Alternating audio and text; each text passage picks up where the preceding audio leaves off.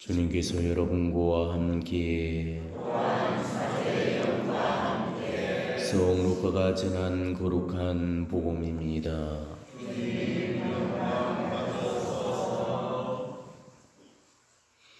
그때 예수님께서 어떤 마을에 들어가셨다. 그러자 마르타라는 여자가 예수님을 자기 집으로 모셔드렸다. 마르타에게는 마리아라는 동생이 있었는데 마리아는 주님의 발치에 앉아 그분의 말씀을 듣고 있었다. 그러나 마르타는 갖가지 시중드는 일로 분주하였다. 그래서 예수님께 다가가 주님, 제 동생이 저 혼자 시중들게 내버려 두는데도 보고만 계십니까? 저를 도우라고 동생에게 일러주십시오 하고 말하였다.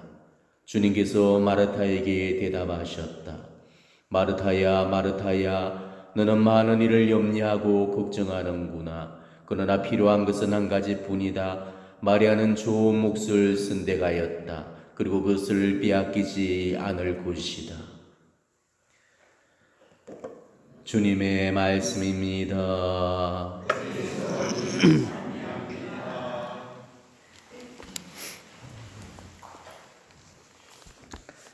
우리가 잘 알고 있는 마리아 마르타 이야기를 오늘 복음은 들려주고 있습니다.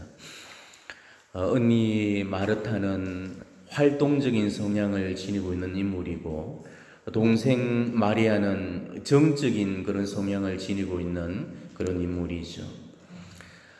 오늘 복음 외에도 또 라자로, 오빠인 그 라자로의 그 죽음 소식을 듣고 예수님께서 달려가시게 되잖아요. 그래서 예수님 앞에서 이 둘이 보였던 그런 행동의 모습들도 이들이 얼마나 활동적이고 정적인 그런 성향인가를 이렇게 대별되는 그런 모습들을 우리에게 여실히 보여주고 있습니다. 요한복음 그 11장에 보면은 이런 표현이 나옵니다.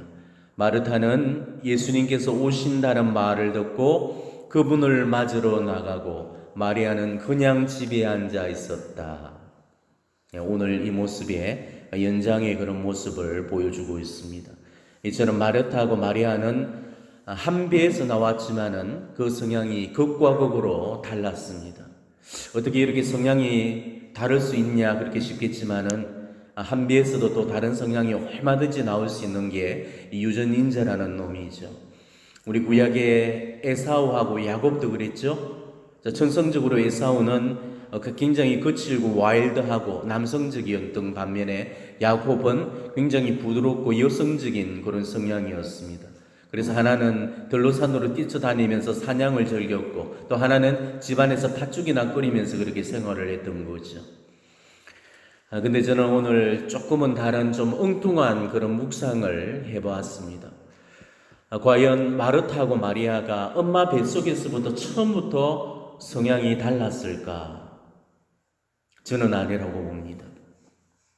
물론 에사우하고 야곱의 경우는 본래 천성적으로 성향이 달랐던 거고, 또 성경도 그렇다고 분명히 전해주고 있죠.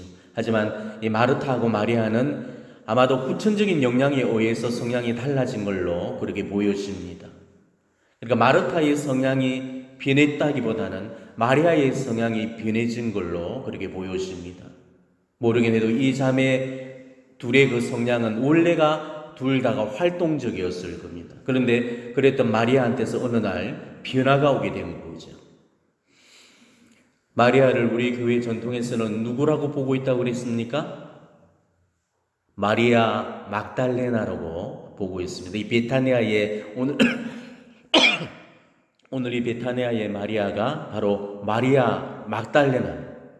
자, 마리아를 우리가 마리아 막달레나로 이렇게 놓고 본다면은 이 원래 성향을 어느 정도는 유추해 볼 수가 있을 겁니다. 자, 마리아 막달레나가 어떤 인물이었습니까? 7 마귀가 들었다가 예수님께로부터 구마를 받아서 해방된 여인이었죠. 그리고 우리 교회 전통에서는 이 마리아 막달레나를 창녀로 그렇게 묘사를 해주고 있습니다. 근데 이 창녀는 사실은 정적인 이미지와는 잘 어울리지가 않죠. 수녀라면 모를까, 몸을 파는 그 창녀는 정적인 이미지와는 좀 어울리지가 않습니다.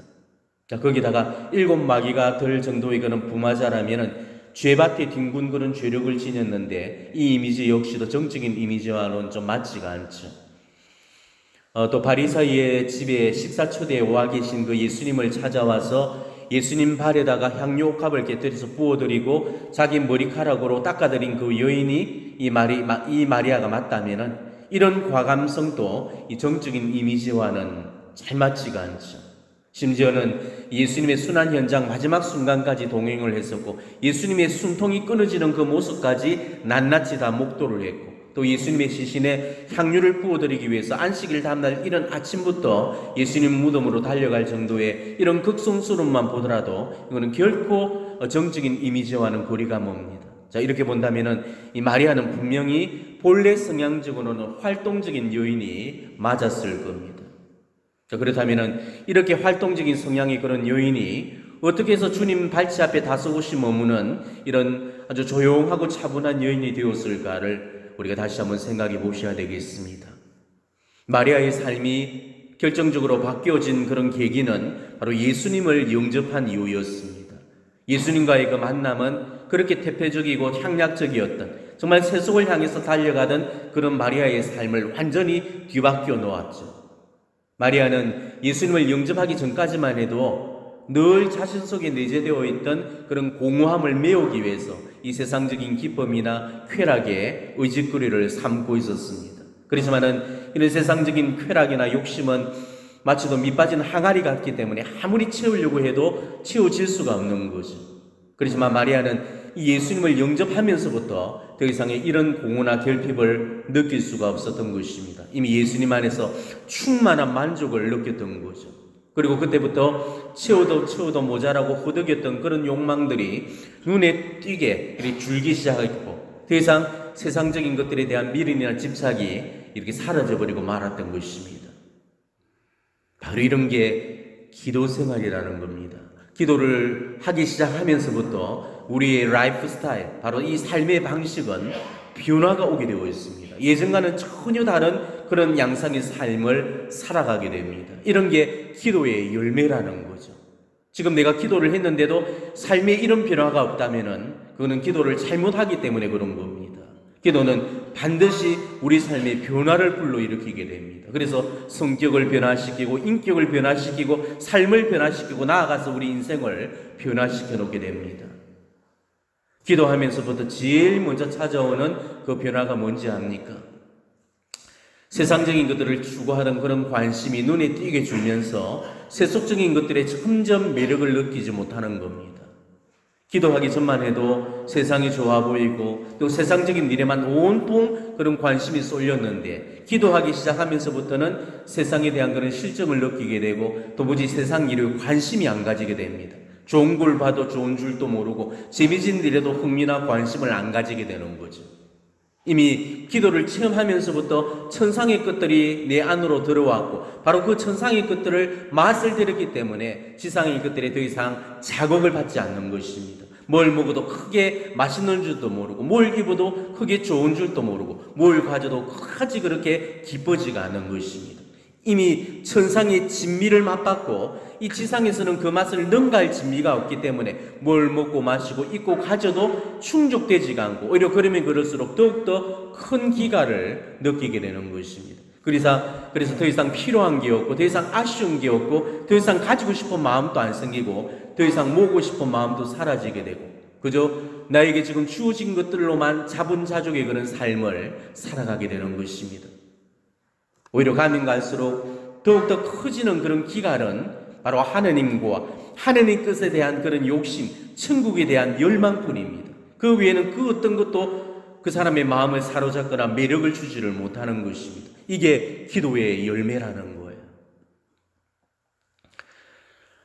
벼락을 맞았습니다. 그 책 다들 읽어보셔서 아시겠지만은 임사 체험자들이 죽었다가 다시 이 세상으로 살아 돌아왔을 때 그들의 삶이 다들 180도로 바뀌어지게 되죠. 바로 그 이유도 그래서 그런 겁니다. 지상을 살면서 자기가 그토록 소중하게 여겼던 그런 가치들이 천상에서는 한낱 허상에 불과하다는 걸 그거를 깨닫기 때문이죠.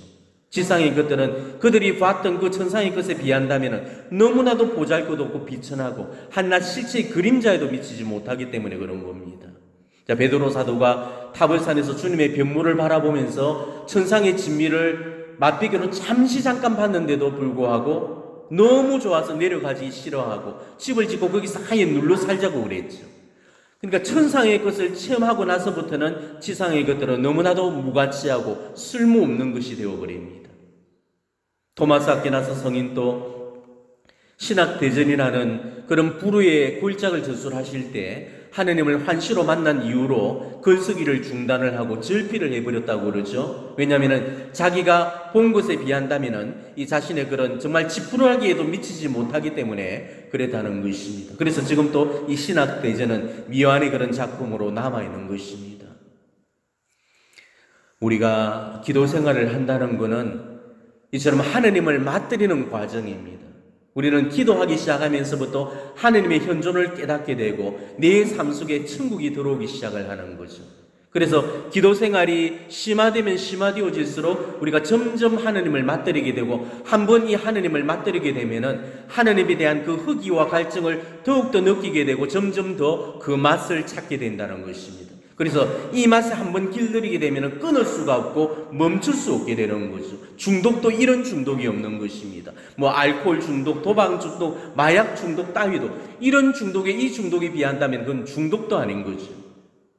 그래서 시편에서도 그러셨죠. 주님이 얼마나 좋으신지 너희는 보고 맛들여라. 자, 이 말을 뒤집으면 우리가 정말 주님의 맛을 들이게 되면 주님이 얼마나 좋으신 분인가를 안다는 거죠.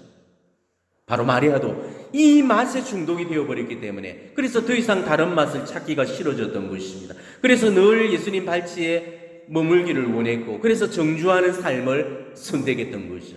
예수님도 바로 이 사실을 알았기 때문에 마르타더러 마리아가 참 좋은 몫을 선택했다면서 그 몫을 결코 빼앗기지 않을 거라고 그렇게 말씀을 하셨던 겁니다.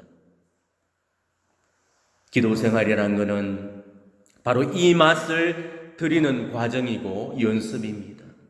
그렇지만은 처음 한 번으로 우리는 결코 이 맛을 드릴 수가 없습니다. 청국장 맛을 드린 분들은 그 청국장을 정말 끊어낼 수 없을 정도의 그런 어떤 중독성을 가지고 있는 식품으로 이렇게 생각하고 즐겨 드시죠.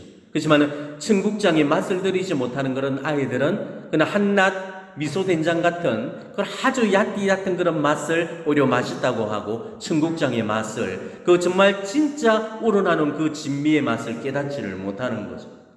하지만은 그 청국장의 맛을 들이게 되면은 그 어떤 된장보다도 깊고 진한 그런 풍미를 지녔잖아요.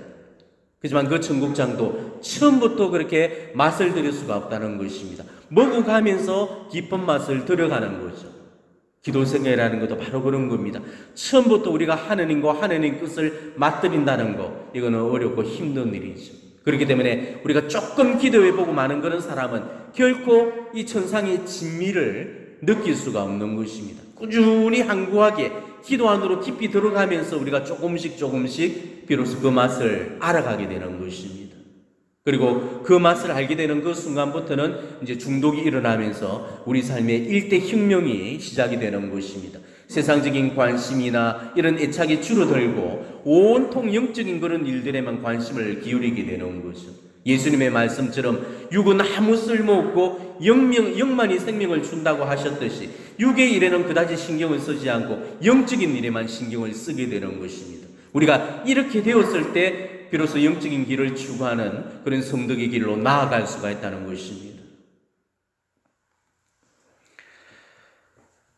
마리아도 성녀가 되었고 마르타도 결국 성녀가 되셨습니다.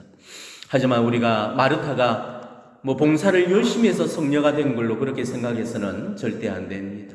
물론 활동도 때로는 기도가 될 수는 있겠지만 그렇다고 활동이 기도가 아닌 것이죠.